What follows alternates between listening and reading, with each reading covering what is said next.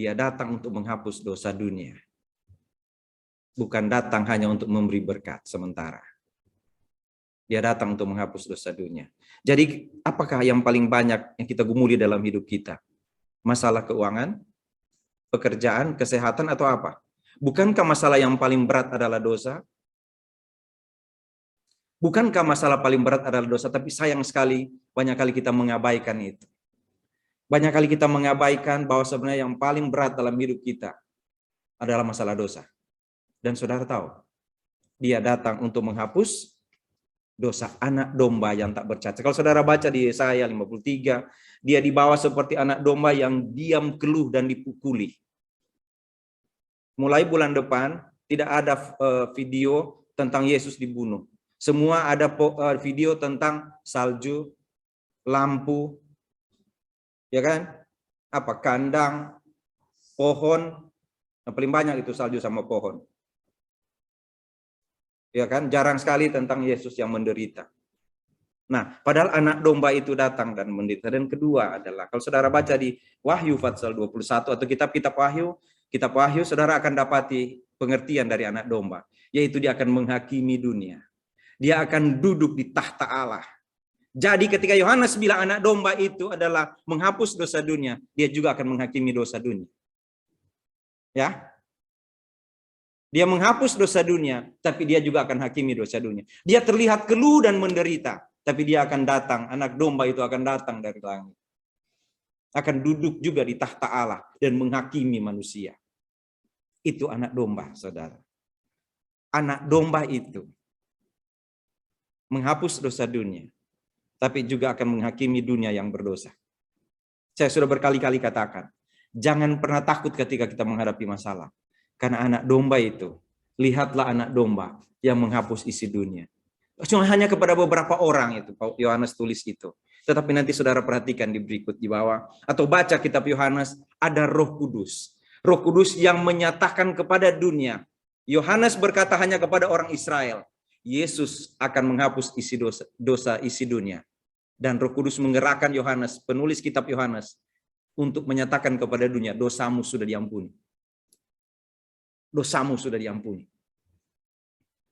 Dialah yang kumaksud ketika kukatakan, kemudian daripadaku akan datang seorang yang telah mendahului aku. Dia telah ada sebelum aku. Dia adalah firman Allah. Dia adalah Allah. Dia telah ada sebelum aku. Jadi ketika ditanya kepada Yohanes, siapa engkau? Aku bukan Mesias. Aku bukan nabi. Aku hanya suara yang disuruh untuk berseru kepada dia, bertobatlah, kerajaan surga sudah dekat. Dan dia yang saya katakan padamu, anak domba Allah, dia itu sudah ada sebelum aku ada. Dia ada dalam kekekalan. Jadi kalau dia ada sekarang, itu supaya dia dinyatakan kepada Israel, itu ayat yang ke-31. Kenapa dia ada padahal dia sudah ada sebelum aku? Kenapa anak domba itu ada sekarang? Kenapa anak domba itu menjadi manusia? Supaya dia dinyatakan kepada Israel. Supaya ia dinyatakan kepada Israel. Supaya Israel tahu anak domba itu yang sudah ada sebelum aku ada. Yang adalah firman itu. Yang adalah Allah itu ada sekarang. Tuhan tidak hanya dari jauh. Tapi dia datang padamu. Begitu dia bilang kepada Israel. Dia ada sekarang di hadapanmu. Itu sebabnya aku membaptis dengan air. Itu sebabnya aku lakukan aturan-aturan Tuhan. Supaya kalian tahu dia ada sekarang. Saudara, kalau engkau melakukan apa yang Tuhan kehendaki, dia ada sekarang. Karena dia sudah ada sebelum aku ada. Begitu kata Yohanes. Kalau kita melakukan kehendak Tuhan, Tuhan ada di sekarang. Dia ada sekarang, saudara. Tuhan ada. Makanya jangan takut. Saudara, aku membaptis dengan air. Dia ambil apa? Air, ditaruh dari atas. Saudara, ingat begini nggak? Di Kejadian pasal 1 yang pernah saya sampaikan, waktu Allah menciptakan apa? Waktu ini ada dua pengertian. Saudara lihat gambaran sederhana saja, yaitu tentang air dan burung merpati. Ya, di Kejadian pasal 1 itu dikatakan ayat 4, Allah melihat terang itu baik, lalu dipisahkannya terang itu dari gelap, lalu dinamailah terang itu siang dan gelap itu malam. Ayat yang ke-6, Kejadian pasal 1, berfirman Allah, jadilah cakrawala di tengah air, di tengah segala air untuk memisahkan air dari air. Bisa lihat, ada air di atas dan ada air di bawah.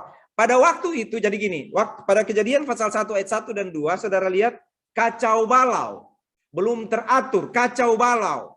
Air bercampur di situ. Kalau saudara lihat kan ayat 1 dan ayat 2, pada mulanya Allah menciptakan langit dan bumi belum berbentuk dan kosong, ya. Gelap gulita menutupi samudra raya.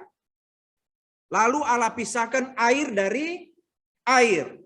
Tetapi kalau saudara perhatikan ketika pada masa Nuh, apa yang Allah buat? Air yang di atas dibuka sehingga menjadi banjir, jadi kacau lagi. Ya kan? Jadi gini, dalam keadaan kacau balau, samudra raya menutupi dunia, belum ada dunia, menutupi segala sesuatu, lalu Tuhan pisahkan air dari air. Dan manusia hidup di situ, ada Hawa hidup di situ. Terpisah antara air dan air. Tetapi ketika di Kejadian pasal 6, 7, air itu yang di atas sana, di atas cakrawala itu Tuhan buka. Sehingga dunia menjadi kacau lagi, air menutupi lagi segala sesuatu. Dan yang selamat cuma 8 orang. Bisa ya ceritanya gitu ya. Air terbuka lalu hancur semua. Aku membaptis kamu dengan air. Tetapi dia yang datang, aku tahu dia yang datang itu akan membaptis kamu dengan Roh Kudus. Kenapa? Saudara perhatikan di kitab Yohanes pasal 1 ini. Aku melihat Roh Kudus turun seperti merpati. Masih ingat nggak cerita tentang Nuh? Apa yang terjadi dengan Nuh? Ketika sudah selesai, air sudah mulai surut, dia kirim burung, benar nggak? Ya. Dan terakhir dia kirim burung merpati. Bawa apa? Daun, atau sesudah itu merpatinya pergi. Saudara lihat apa yang terjadi pada Tuhan Yesus. Aku membaptis kamu dengan air. Roh Kudus turun. Dan seperti merpati dan tinggal tetap.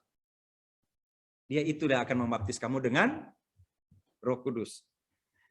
Dan Yohanes memberi kesaksian katanya. Aku telah melihat Roh Kudus turun dari langit seperti merpati. Yang kemarin turun dari langit di zaman Nuh itu. Bukan Roh Kudus yang turun, air turun dari langit. Lalu merpati pergi untuk mencari tempat berteduh, tempat yang kering. Sekarang Roh Kudus turun dari langit seperti merpati dan tinggal di atasnya. Saudara yang kekasih dalam Tuhan Yesus. Ada Allah yang menyuruh Yohanes. Ada anak domba Allah yang satu waktu kelak di kitab Yohanes Wahyu kalau saudara baca. Anak domba Allah itu duduk di tahta Allah. Menghakimi yang hidup dan yang mati. Lalu Roh Kudus turun seperti merpati. Roh Kudus turun seperti merpati dan tinggal di dalam Yesus. Setelah itu saudara akan baca di Yohanes pasal 14 dan 16. Roh Kudus itu akan menyertai setiap orang percaya. Roh Kudus itu akan menyertai setiap orang yang percaya. Karena Roh Kudus itu tinggal di dalam Yesus. Setiap orang yang punya Tuhan Yesus, pasti dia punya Roh Kudus.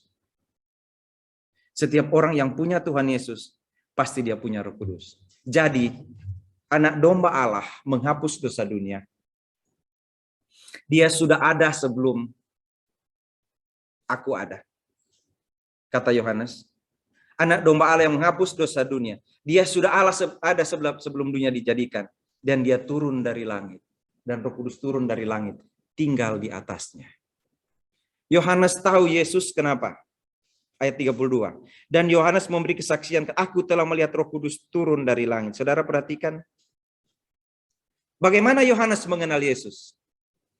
Yohanes mengenal Yesus ketika Roh Kudus turun. Roh Kudus tuntun Yohanes untuk mengenal Tuhan. Yohanes dituntun oleh Roh Kudus sehingga Yohanes tahu inilah anak domba Allah yang menghapus dosa dunia. Saudara, kita nggak bisa kenal Tuhan Yesus kalau tidak Roh Kudus tuntun. Bisa lihat?